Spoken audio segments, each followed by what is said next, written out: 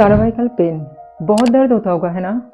मेरे पास इस टाइम बहुत सारे क्वेरी आ रहे हैं सर्वाइकल पेन को लेके कि कैसे इससे छुटकारा पा सकते हैं, क्या है इसकी सॉल्यूशन। इवन मैं भी इस टाइम बहुत सारे केसेस हैंडल कर रही हूँ सर्वाइकल पेन को लेकर। तो जानते हैं सर्वाइकल पेन क्यों हमें अचानक अटैक करते हैं, क्या है इसका सॉल्यूशन। बट वीडियो शुरू करने से पहले अगेन बताना चाहूँगी, अगर आपने अभी तक मेरे चैनल को सब्सक्राइब नहीं किया तो इसको सब्सक्राइब ज़रूर कर दीजिए, ताकि आपको या आपकी हेल्थ के बारे में सारी जानकारी मिलती रहे मेरे चैनल के ज़रिए।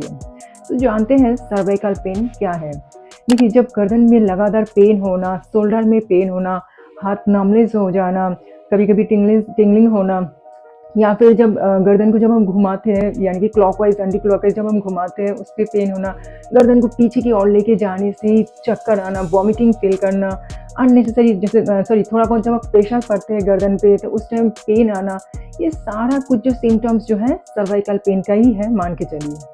एंड ये पेन किसी-किसी को बहुत ज़्यादा मतलब कंटिन्यूअसली होता है, किसी-किसी को माइल्ड होता है, किसी-किसी को सडनली ये पेन अटैक करते हैं, किसी-किसी को एक्यूट यानी कि बहुत शार्प पेन होते हैं। बिकॉज़ क्या होता है, जो गर्दन की जो एरिया जो है बहुत ही ज़्यादा सेंसिटिव होता है। जब सर्वाइकल पेन अटैक करते हैं तो ये इसकी जो सेंसिटिविटी और ज़्यादा बढ़ जाती है।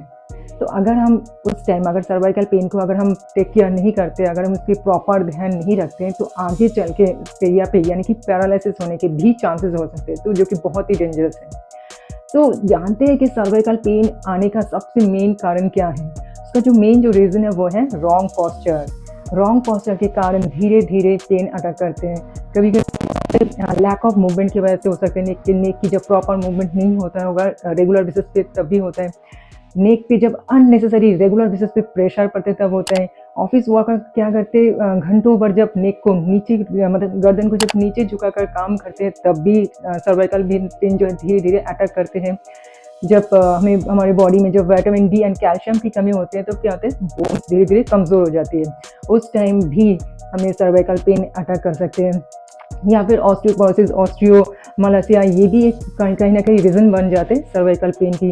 नेक पे भारी गले में जब भारी नेकलेस घंटों भर तक जब हम पहन के रखते हैं तब भी कहीं न कहीं सर्वाइकल पेन अटैक करते हैं। जब कोई ईज़ी चेयर में लॉन्ग टाइम तक जब हम बैठे रहते हैं या फिर लॉन्ग जर्नी करने से भी सर्वाइकल पेन अटैक कर सकते हैं। तो ये हो गए सारे रीज़न कि सर्वाइकल पेन हमें क्यों अटैक करते हैं।